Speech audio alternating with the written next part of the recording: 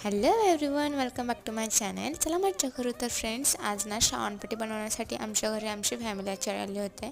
त्यांनी मस्त मस्त शंकरपाळ्या, चिवडा, लाडू रेडी करून दिला. आणि तुमच्याकडे कोणते कोणते पदार्थ देतात श्रावणपट्टीमध्ये नक्की कमेंट करून सांगा. त्यांनी एकदम परफेक्ट मेजरमेंटनुसार शंकरपाळ्याचं पीठ मळून घेतलं. मग मी तोपर्यंत काय केलं, पूजाची तयारी केली.